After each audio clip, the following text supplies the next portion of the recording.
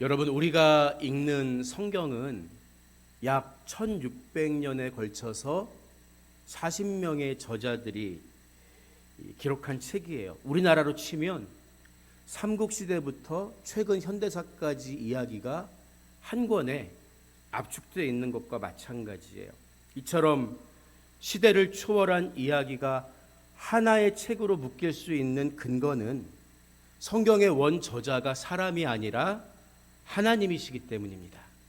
그래서 모든 성경은 하나님의 감동으로 된 것임을 성경 자신이 증언하고 있다고요. 따라서 성경을 읽을 때도 성경을 읽는 관점과 태도가 굉장히 중요해요. 성경을 일반적인 책과 똑같이 여기는 소위 합리주의적인 관점이라든지 오늘날을 기준으로 과학적인 인과관계를 따지려는 접근으로 다가서면 성경을 오해하거나 성경이 말하려는 진리를 곡해할 위험이 있습니다. 사도 요한이 요한복음에서 밝히고 있는 것처럼 성경을 기록한 목적은 예수께서 하나님의 아들 그리스도이심을 믿게 하려 함이요 또 너희로 믿고 그 이름을 힘입어 생명을 얻게 하려 함이기 때문입니다. 그래서 우리가 성경을 보는 가장 좋은 관점은 구속사적 관점으로 읽는 거예요. 구속사적 관점이 뭐냐? 인간을 구원하기 위해서 하나님이 언약을 맺으시고 예수 그리스도를 보내서 구원을 성취해 나아가는 이야기로 성경을 읽어가는 거예요.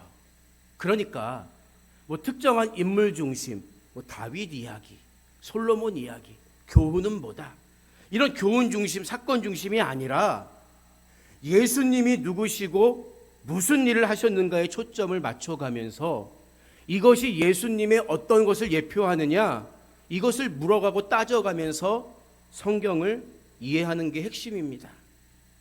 그런데 개인의 구원에서 성경을 보면 구속사라는 말이 자연스럽겠지만 그 구원이 개인을 넘어 공동체를 이루면 나라가 되는 거죠. 그래서 저는 구속사적 관점으로 성경 읽기라는 말보다 더 적합한 게 하나님 나라 관점으로 성경 읽기라는 말이 아닌가 해요. 공동체 구원을 오롯이 담아내는 말이 하나님 나라이기 때문입니다. 구원자이신 예수님이 이 땅에 오셔서 가장 먼저 외치신 말씀도 뭐예요? 때가 찼고 하나님의 나라가 가까이 왔으니 회개하고 복음을 믿으라는 것이었죠. 따라서 여러분, 성경을 어떻게 읽어야 합니까? 타락한 인간이 어떻게 하나님 나라 일원으로서 개인으로 볼 때는 구속사적인 관점으로 보면, 그러나 공동체 관점으로 보면 하나님 나라 백성으로서 회복되어 갈 수 있는지, 그리고 무엇으로 그 나라의 시민권을 빼앗기지 않고 지키면서 살다가 마침내 최종적인 영원한 천국, 공간적인 의미의 하나님 나라에 들어가게 되는지를 보여주고 있는 거예요. 그런 관점으로 성경을 읽으면 우리가 잘못된 신학이나 사이비 이단 교리에 빠지지 않을 수 있다는 거죠. 그러면 성경에 기록된 최초의 하나님 나라는 어디였을까요? 많은 분들이 이스라엘이라고 생각하겠지만 사실 에덴 동산도 엄연한 하나님의 나라입니다. 영토가 있고 지켜야 될 법이 있어요. 그 법은 단 한 가지였죠. 뭐였습니까?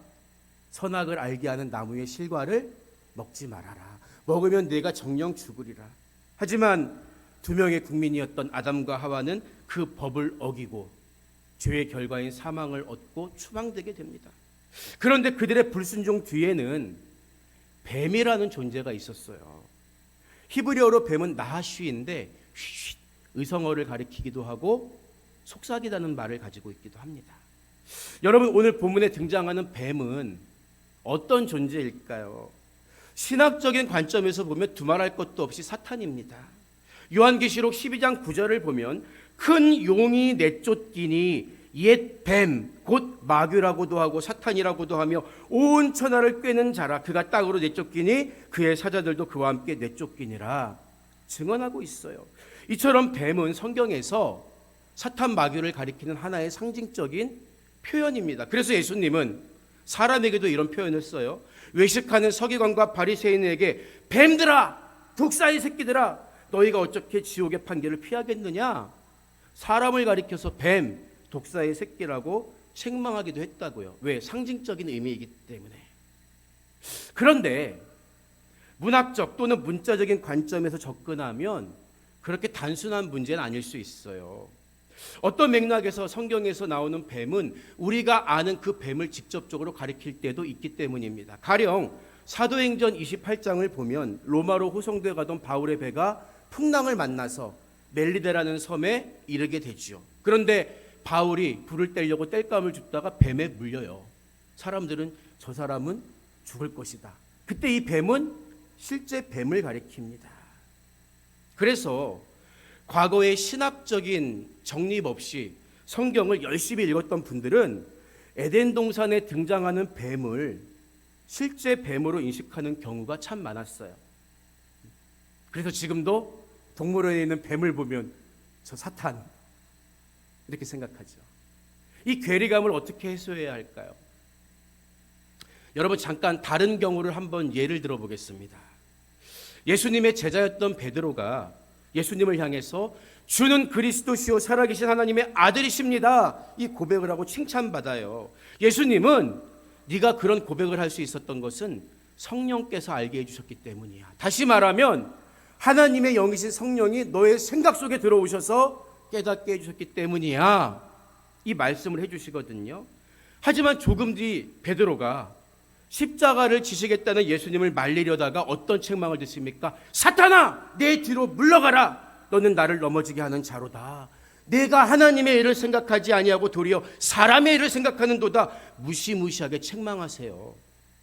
예수님은 베드로를 꾸짖는 동시에 그의 마음속에 들어앉은 사탄아 물러가라, 사탄을 쫓아내고 계신 거지. 마이크 누가 안 끄신 것 같아요. 소리가 이렇게 울릴 리가 없는데. 여러분 잘 생각해 보세요. 성령의 지혜와 감동이 임한 베드로였지만 불과 얼마 지나지 않아서 사탄이 그의 생각 속에 들어와서 그의 마음을 사로잡은 거예요. 여러분 한 그릇 안에 별미와 구정물이 같이 들어있어요. 그거 먹을 수 있습니까? 인간은 도저히 그거 못 먹지요. 그런데 이게 인간의 연약한 실존적인 모습이라는 거예요. 하나님의 영이 내 생각을 지배할 수도 있고 조금 뒤에 사탄이 내 마음을 사로잡을 수도 있는 존재. 그런데 제가 이 예화를 말씀드린 것은 여기서 우리가 깨달을 수 있는 중요한 사실이 있다는 거죠. 육신을 입고 있는 인간의 마음과 생각은 성령의 지배를 받을 수도 있고 사탄에게 점령당할 수도 있다는 거예요. 이것을 알면 에덴 동산에서 하와를 유혹했던 뱀의 실체가 무엇이었는가를 이해하는데 도움이 된다는 거죠.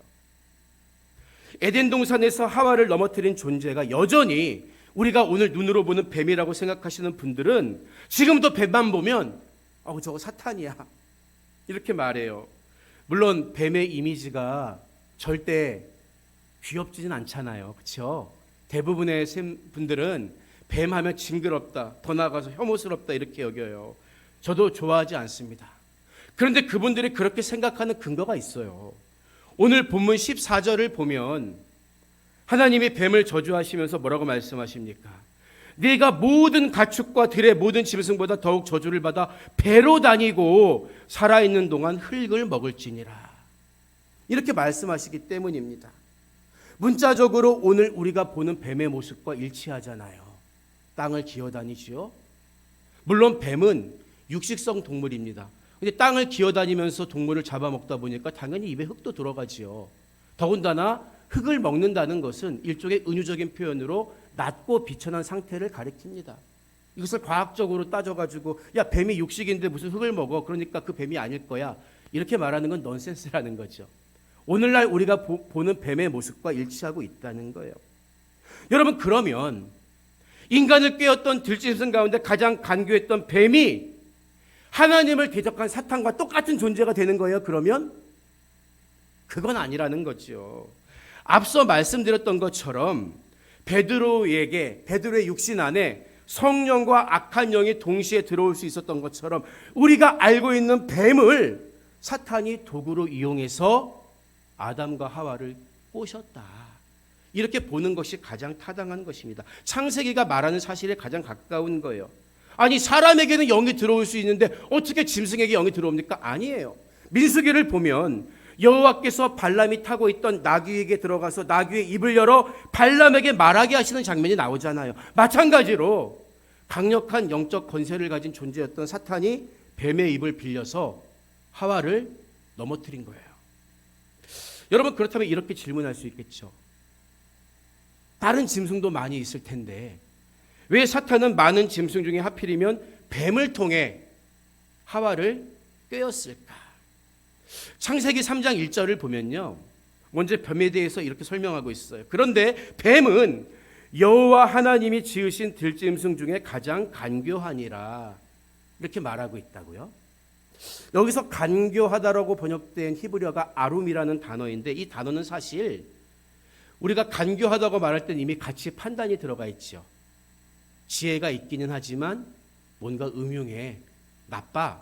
하지만 이 아름이란 말은 그런 가치 판단이 없어요. 간교하다는 뜻만 있는 게 아니라 슬기롭다, 아주 지혜롭다, 이런 뜻이 같이 있다고요. 그래서 잠언 13장 16절을 보면 무릇 슬기로운 자는 지식으로 행하거니와 미련한 자는 자기의 미련한 것을 나타내느니라. 여러분, 슬기로운 자가 얼마나 지혜로운 자이고 하나님 뜻에 가까운 자이겠습니까? 이때도 똑같이 아룸이란 단어가 쓰였어요. 창세기에서는 우리가 이미 뱀이 인간을 타락하게 한 사건을 전제로 하고 있기 때문에 아룸이라는 단어를 간교하다고 번역했을 뿐이지, 뱀은 적어도 하나님이 지은 들짐승 중에 가장 지혜롭고 똑똑한 동물이었다는 것을 우리가 확인할 수 있어요. 문제는 그 지혜를 엉뚱하게 악한 곳에 쓰면 간교하게 되고 결국에는 타락해서 교만해진다는 거죠. 예수님도 제자들에게 뱀처럼 지혜로우라고 말씀했잖아요. 그런데 뱀은 그 지혜를 잘못 쓴 거예요. 사탄도 똑같은 존재였죠. 하나님처럼 높아지려고 하다가 타락한 존재가 사탄이었잖아요. 그래서 사탄은 자기와 똑같은 습성을 가지고 있는 뱀의 입을 빌려서 하와를 넘어뜨린 거죠. 그렇다고 해서 뱀에게 책임이 없겠습니까? 독약은 알고 먹어도 죽고, 저 모르고 먹었는데요? 이러면 안 죽지요? 아닙니다. 모르고 먹어도 죽는 거예요. 죄는 알고 지어도 그 대가를 지불해야 하지만 모르고 지어도 대가를 지불해야 하는 거예요. 이게 죄의 무서운 부분입니다. 악한 생각으로 예수님을 팔았던 그 생각을 누가 집어넣었어요? 마귀가 집어넣었죠. 악한 생각으로 예수님을 팔았던 가룟 유다가 스스로 목매어 죽었던 것처럼 사탄의 도구로 쓰임받은 뱀은 원래 들짐승이었지만 이제는 땅을 기어다니며 흙을 먹는 존재로 전락해버리게 된 거예요. 하지만 그렇다고 해서 사탄이 도구로 썼던 뱀이 진짜 사탄과 똑같은 존재라고 오해하면 안 된다는 거예요. 이제 이해가 되시죠?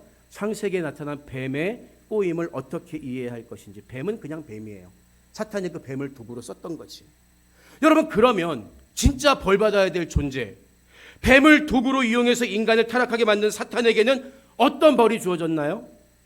15절을 보면 하나님이 내가 너로 여자와 원수가 되게 하고 내 후손도 여자의 후손과 원수가 되게 하리니 여자의 후손은 내 머리를 상하게 할 것이요 너는 그의 발꿈치를 상하게 할 것이니라. 이 말씀을 하십니다. 우리가 성경을 이해하는데 어려움이 있는 경우는 이처럼 하나님이 말씀하시는 대상이 중첩되어 있는 경우예요. 아까 말씀드렸던 것처럼 예수님이 베드로를 향해 사탄아 내 뒤로 물러가라. 그 인간의 몸을 입고 있는 베드로가 사탄이라는 말이에요? 아니죠. 그 안에 들어와서 그의 생각을 지배하고 있는 사탄을 쫓아내신 거죠. 그렇죠? 마찬가지예요. 하나님이 땅을 기어다니는 그 뱀에게 너 후손이 여자의 후손과 원수가 될까? 이 말씀하셨겠습니까? 아니죠. 그래서 성경을 읽을 때에는 똑같은 단어라도 문맥을 따라 읽으면서 이게 지금 누구를 향해 하고 있는 말씀인지 생각하고 숙고해야 한다는 거예요. 앞선 14절이 우리가 이미 아는 뱀, 원래 들짐승이었던 그 뱀에게 내린 형벌이라면 15절은 그 뱀의 가면을 쓰고 인간을 미혹한 영적 존재, 진짜 죄를 저지른 사탄에게 내린 벌로 본문을 이해해야 한다는 거예요. 하나님이 먼저 너로 여자와 원수가 되게 하고 내 후손도 여자의 후손과 원수가 되게 하리라, 이렇게 말씀하시는데, 여기서 원수가 되게 하리라는 말의 원어적인 의미는 증오를 심어 놓겠다, 증오, 이런 뜻에 가깝습니다. 마치 물과 기름처럼 도저히 섞일 수가 없는 그런 사이로 만들어 놓겠다는 거예요. 여자의 후손과 너의 후손을, 너와 여자를. 여러분, 사실 여자 하와는 선악을 알게 하는 나무의 실과를 먹으면 정령 죽으리라는 하나님 말씀을 버리고, 아니야, 죽지 않아, 하나님처럼 돼, 이 사탄의 말에 넘어가서 사탄의 편에 서 있는 상태예요. 사탄과 하나가 된 것입니다. 그런데 하나님은 사탄과 한편에 서 있는 그 여자를 갈라놓으시겠다는 거예요. 증오심을 심어줘서 섞이지 않게 하시겠다는 거죠. 여러분, 사실 이게 굉장히 은혜로운 말씀이에요. 그냥 내버려 두면 사탄과 함께 멸망의 길로 갈 수밖에 없는데, 내가 너로 사탄과 영원히 갈라서게 하겠다, 서로 증오심을 갖게 하겠다. 얼마나 감사한 말씀입니까? 그리고 15절 후반부에서 여자의 후손은 내 머리를 상하게 할 것이요 너는 그의 발꿈치를 상하게 할 것이니라 말씀하시죠. 성경에서 후손이 기록된 이야기를 족보라고 하잖아요. 그런데 족보는 남자의 이름이 등장하는 게 원칙입니다. 아버지 누구가 아들 누구를 낳고 이런 식으로 족보가 기술되지요. 이것은 생명의 근원, 그 씨가 남성 속에 있다고 보는 히브리 관점 때문입니다. 그렇다면 남자의 후손인데 여자의 후손이란 어떤 의미일까요? 단순히 여자가 아이를 낳아서 여자의 후손이라고 하는 게 아닙니다. 이것은 장차 성령으로 처녀의 몸에 잉태되어 오실 예수 그리스도를 가리키는 예언적인 말씀입니다. 아담의 씨, 남자의 씨를 받은 후손은 죄성을 갖고 태어날 수밖에 없죠. 그래서 남자의 후손이 아니라 여자의 후손으로 올 흠 없는 대속 제물을 미리 준비하시겠다고 말씀하신 거예요. 이것을 원시 복음이라고 합니다. 인간의 타락으로 인해 하나님과 깨어진 관계를 여자의 후손으로 오실 그리스도 예수를 통해 회복시키시기로 하나님이 처음부터 계획하신 것입니다. 여러분, 독성이 강한 뱀에게 물리면 설령 뱀의 머리를 밟아서 부순다고 해도 물린 사람이 죽는 게 정상입니다. 그런데 본문은 발꿈치를 상하게 한다고 표현했죠. 어떤 분들은 그래요. 발꿈치는 우리 인체에서 가장 단단한 살이 있는 부분이기 때문에 어지간해서는 뱀이 물어도 생명을 빼앗을 수 없다고 합니다. 또 시간적으로 예수님이 십자가에 달리시고 부활을 통해 승리하신 게 순서이기 때문에 뱀이 여자의 후손의 발꿈치를 상하게 한 게 먼저고 여자의 후손이 뱀의 머리를 박살낸 게 나중인데 순서는 여자의 후손이 머리를 상한다는 말이 먼저 선포되고 있죠. 따라서 이것은 중요도를 말씀하시는 표현이라고 볼 수 있어요. 사탄은 결코 성자 하나님이신 예수님에게 어떤 흠집도 낼 수가 없는 것입니다. 그래서 공동번역본으로 이 구절을 보면 너는 그 발꿈치를 물려고 하다가 도리어 여자의 후손에게 머리를 밟히리라, 이렇게 번역하기도 한 거예요. 예수님은 절대 죽음의 권세에 사로잡히지 않고 부활하셨기 때문입니다. 사탄은 에덴 동산에서는 뱀의 모습으로 찾아와서 첫사람이었던 아담과 하와를 사망에 이르게 했습니다. 죄의 결과는 사망이기 때문에 아담의 씨를 받은 후손으로 태어난 우리들도 똑같이 사망으로 이를 수밖에 없는 거예요. 그래서 유일한 구원의 길이 뭡니까? 미리 준비하신 여자의 후손으로 오실 예수 그리스도의 대속의 은혜밖에 없다는 거예요. 그것을 기록한 게 성경이고 그 관점에서 읽어가는 것이 구속사적 관점으로 성경을 읽는 것입니다. 그래서 하나님의 길, 여자의 후손을 보내서 우리를 구원하시려는 그 길, 여자의 후손이 이 땅에 오시는 길을 막아서려는 사탄과 그의 하수인인 적 그리스도의 방해와 관계가 성경에 고스란히 기록되어 있는 거예요. 야, 우리를 구원하기 위해 하나님이 이런 길을 걸어오시는데 그 길을 사탄이 이렇게 막아서는구나. 그러나 하나님은 그 길을 이렇게 돌파해 가시는구나. 그거를 발견할 때마다 우리는 또 다른 은혜와 감사를 느낄 수 있는 거죠. 하나님은 당신의 언약을 인간적으로 오해한 아브라함에게 할례를 명하십니다. 거룩한 데서 거룩한 씨가 나올 수 있는 거예요. 인간적인 방법과 생각을 잘라낼 때 하나님의 역사를 볼 수 있기 때문입니다. 그런가 하면 사탄의 하수인이 된 적그리스도 애굽의 바로는 히브리인이 낳은 모든 사내 아이를 죽입니다. 유산시켜버리려는 거예요. 그러나 모세가 구원받고 하나님의 백성을 인도해 내가는 지도자가 되죠. 유다 왕가의 시집온 아합의 딸 아달랴는 다윗 왕가의 모든 남자의 씨를 말리려고 해요. 인간적으로 보면 자기가 왕이 되려는 괴계지만 영적으로 보면 다윗의 후손으로 오실 그리스도를 막아서려는 거예요. 하지만 요아스가 살아남아 다윗 가문의 계보를 이어갑니다. 예수님이 태어나실 때는 어땠습니까? 헤롯 왕이 2살 아래 모든 사내 아기를 다 죽이라는 잔인한 명령을 내리죠. 그러나 요셉과 마리아는 베들레헴으로 피신해서 목숨을 구합니다. 그래서 마태복음은 아브라함과 다윗의 자손 예수 그리스도의 계보라, 이 말로 시작하는 거예요. 예수 그리스도의 탄생을 사탄이 막아서려고 발버둥 쳤지만 하나님은 여자의 후손으로 뱀의 머리를 박살내실 예수 그리스도를 이 땅에 보내주신 거예요. 예수님은 이 땅에 오셔서 영광 받으셨습니까? 아니에요.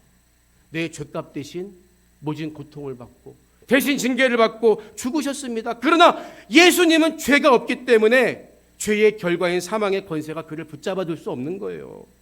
사망의 권세를 깨뜨리고 부활하셨고 우리는 흠 없는 제물이 되신 예수 그리스도의 보혈의 공로로 죄사함 받아 하나님과의 관계가 회복되고 그분의 자녀가 된 거예요. 또한 죄 없는 예수님을 정죄해서 죽게 만든 사탄 마귀는 자기 스스로 정죄를 받아 영원한 지옥에 떨어지게 되었습니다. 바로 이것이 여자의 후손으로 오신 예수님께서 사탄의 머리를 박살내신 구원의 역사이며 그 이야기가 우리가 읽는 성경에 기록되어 있는 거죠. 그래서 예수님은 내가 곧 길이요 진리요 생명이니 나로 말미암지 않고는 아버지께로 올 자가 없느니라고 말씀하신 거예요. 천하의 우리를 구원할 수 있는 이름은 오직 예수 그리스도밖에 없다는 거죠. 그리고 그 구원의 역사의 시작은 인간이 타락한 그 순간 인간을 포기하지 않고 여자의 후손을 보내서 뱀의 머리를 박살내시기로 결정하신 하나님의 준비하심 속에 진행되고 있었다는 거예요. 뿐만 아니라 이제 하나님의 자녀가 된 저와 여러분도 예수의 이름으로 사탄의 머리를 박살낼 수 있게 된 거예요. 그래서 바울은 평강의 하나님께서 속히 사탄을 너희 발 아래에서 상하게 하시리라 로마교회 성도들을 이런 말로 축복했던 거지요. 예수님 권세, 내 권세, 우리에게도 똑같은 왕과 같은 지위를 주신 거예요. 그래서 성경은 창세기, 인간이 맨 처음 타락한 그 순간부터 우리 인간을 구원하시기 위해 미리 여자의 후손을 준비하시고 그 구원의 약속을 신실하게 지키신 하나님의 사랑을 있는 그대로 보여주고 있습니다. 그래서 성경 어디를 찔러도 붉은 예수의 피가 흘러나오는 거예요. 미리 준비하신 여자의 후손으로 오신 예수 그리스도, 그분으로 인해 우리는 구원받고 하나님의 자녀가 되었습니다. 그 은혜에 항상 감사하며 신실하신 하나님 앞에 변함없는 사랑과 감사로 나아가는 여러분 되시기를 주님의 이름으로 부탁드립니다. 오늘 말씀을 마무리하겠습니다. 오늘은 107번째 맞이하는 3.1절 기념일이자 3.1절 기념주일이에요. 외세와 공산당의 방해 공작 속에서도 대한민국을 건국한 이승만 대통령은 평소 갈라디아서 5장 1절을 매우 좋아하고 암송했다고 해요. 그리스도께서 우리를 자유롭게 하려고 자유를 주셨으니 그러므로 굳건하게 서서 다시는 종의 멍에를 매지 말라. 다시는 종의 멍에를 매지 말라. 이것은 이승만 대통령의 통치 철학인 자유민주주의와 자유대한민국 건국의 신앙적인 기반이 되었던 거예요. 우리는 육적으로는 물론 영적으로도 자유함을 누리고 살아야 합니다. 지금도 사탄은 에덴 동산에서 뱀의 가면을 쓰고 인간을 미혹했던 것처럼 문화와 우상의 가면, 정치의 가면을 쓰고 거짓과 미혹으로 할 수만 있으면 하나님의 택하신 성도도 넘어뜨리려고 발버둥 치고 있습니다. 우리는 오직 하나님 말씀으로 사탄의 술수와 거짓 괴계를 분별해야 하는 거예요. 하나님께서 미리 준비하신 여자의 후손으로 이 땅에 보내주신 예수 그리스도를 통해 우리를 구원하셨듯이 지금도 우리와 함께 계십니다. 항상 주님만 믿고 의지하면서 다시는 마귀가 주는 어떤 종에도 매지 않고 하나님과 함께하는 자유인으로서 담대하게 살아가는 여러분 모두가 되시기를 주님의 이름으로 축복합니다.